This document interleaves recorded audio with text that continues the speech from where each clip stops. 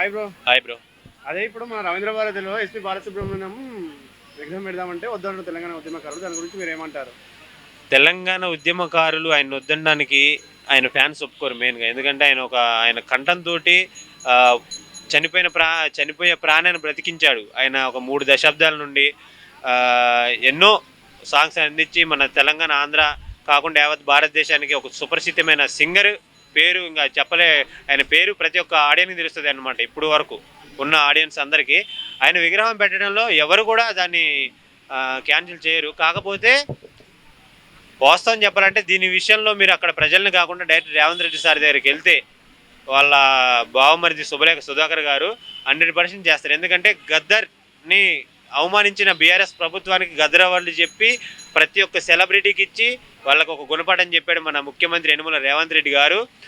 అలాగే మన అందశ్రీ మొన్న పాడె మోసి ఎక్కడో ఒక మారుమూల ప్రాంతంలో ఉన్నటువంటి ఆయనకి పాడమోయాల్సిన అవసరం లేదు. ఆయన పాడెమోసి కొడంగల్ ముద్దుబిడ్డ మన యనమల రేవంత్ రెడ్డి సార్ అని మళ్ళీ ఒకసారి నిరూపించుకున్నాడు. ఆయన దగ్గరికి వెళ్తే 100% దీనికి పరిష్కారం దొరుకుతుంది. విగ్రహం కాదు, దీనికి విగ్రహం కట్టించి దానికి ఓపెనింగ్ కూడా రేవంత్ రెడ్డి సార్ వస్తారని నేను అనుకుంటున్నాను. 100% ఇది జరుగుతుంది. ఒకసారి రేవంత్ రెడ్డి సార్ని రిక్వెస్ట్ చేస్తే అవుతుంది అనమాట. ఆయన దాని నిజాలు తెలుసుకొని ఎక్కడ ఓపెన్ చేయాలో చేస్తారు ఆయన. అయితే ఇప్పుడు తెలంగాణ ఉద్యమకారుడు మామూలు ఏమంటారంటే ప్రాంతీయ భేదాలు తీసుకొచ్చారు. మన ఎస్పీ బాలసుబ్రహ్మణ్యం ఏపీ అని చెప్పేసి తెలంగాణ గద్దర్ ఉన్నాడుగా, గద్దర్ విగ్రహం పెట్టకుండా ఎస్పీ బాలసుబ్రహ్మణ్యం విగ్రహం పెట్టాలి అని చెప్పేసి అంటున్నారు. దాంట్లో అట్లా కాంట్రవర్సీ అదేముండదు. గద్దర్ ప్లేస్ గద్దర్దే.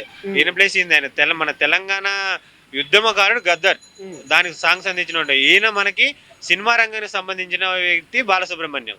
ఇద్దరికి డిఫరెన్స్ వేరే ఉంటుంది కదా. మన తెలంగాణ వరకు గద్దర్ అవార్డ్స్ ఉండాలి, గద్దర్ విగ్రహాలు ఉండాలి. మన ఏపీ టీఎస్కి మన బాలసుబ్రహ్మణ్యం గారి కూడా ఉండాలి. ఎందుకంటే ఈ మధ్యలో పడ్డది వేరు. ఇంతకుముందు మనకు అప్పుడు ఉమ్మడి ఆంధ్రప్రదేశ్ ఉన్నప్పుడు మనకు అప్పటి నుండి బాలసుబ్రహ్మణ్యం ఉన్నారు కదా. ఇప్పుడు కొత్తగా పడితే అనుకోవచ్చు అలా. సో తెలంగాణలో పాటలు పాడమంటే పాడలేదు కాబట్టి బాలసుబ్రహ్మణ్యం గారి విగ్రహాన్ని ఈ రోజు పెట్టడానికి ఒప్పుకోవట్లేదు అని చెప్పి అంటున్నారు.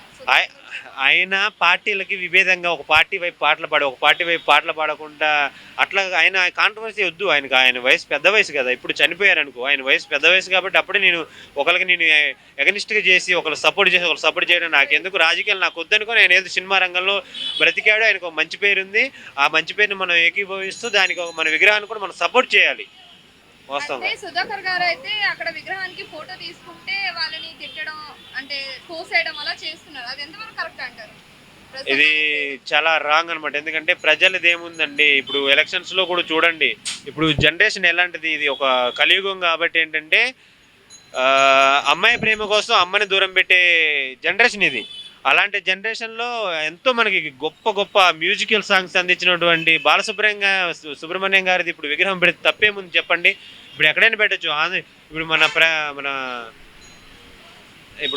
మన అది ఉంది కదా ట్యాంక్ బండ్, అక్కడ కూడా పెట్టచ్చు. తప్పేముంది? ఎవరైనా వస్తారు బాలసుబ్రహ్మణ్యం ఓకే మన లెజెండరీ సింగర్ అని అనుకుంటారో అయిపోతుంది. ఎందుకంటే ప్రతి ఒక్కరు మనసులో ఆయన ఒక బ్యాడ్ లేదు కదా, ఆయనకి ఎక్కడ ఉన్న గుడ్డే ఉంది కాబట్టి ఆయన గ్రేట్ సింగర్. అంటే ఈ విగ్రహం ఏర్పాటు చేయడాన్ని వ్యతిరేకిస్తున్న వారి ముఖ్య కారణాలు ఏంటంటారు? ముఖ్య కారణాలు ఏంటంటే వాళ్ళు డిమాండ్ చేస్తున్నారు ఏంటంటే జనాలకి ఇది కాంట్రవర్సీ చేస్తే ఇది పబ్లిసిటీ అవుతుందని చేస్తున్నారు. కానీ వాస్తవంగా అయితే దీని విగ్రహం ఆవిష్కరణ చేయడానికి రేవంత్ రెడ్డి సార్ వల్ల అవుతుంది, ఇంకెవరి వల్ల కాదు. 100% అవుతుంది. లేకుంటే ఫిల్మ్ ఇండస్ట్రీకి సంబంధించి ఇంక నువ్వు ఒక పవన్ కళ్యాణ్ పట్టుకుంటే మళ్ళీ అవుతుంది. సో విగ్రహం ఏర్పాటు చేసే నిర్ణయం స్థానిక సంస్కృతి లేదా చారిత్రక అంశాలపై ఏ విధంగా ప్రభావితం చూపిస్తుంది అంటారు? ఇంకా ఆయన విగ్రహం పట్ల నీకు ఏ ప్రభావం చూపదండి. ఆయన ఒక కారణ జన్ముడు, మనకు ఒక అందించినటువంటి ఒక గ్రేట్ సింగర్. ఆయన గురించి మనకి ఎటువంటి అభిప్రాయాలు ఉండవు. ప్రతి ఒక్క ఇప్పుడు మా అన్న కొడుకు కూడా బాలసుబ్రహ్మణ్యం తెలుసు. వాడికి ఇప్పుడు 10 years వాచ్. ఆ సాంగ్ చూసి అలా అనుకుంటాడు, తాత అన్న టీవీలు చూసి. తప్పనని కూడా అంత ఓన్ చేసుకున్నాం మన తెలుగు ఆడియన్స్. అలాంటి విగ్రహం పెట్టడం చాలా గ్రేట్. దీని వెనకబడి ప్రతి ఒక్కరూ ఇంకా ఏకీభవిస్తారు అనమాట. ఓకే.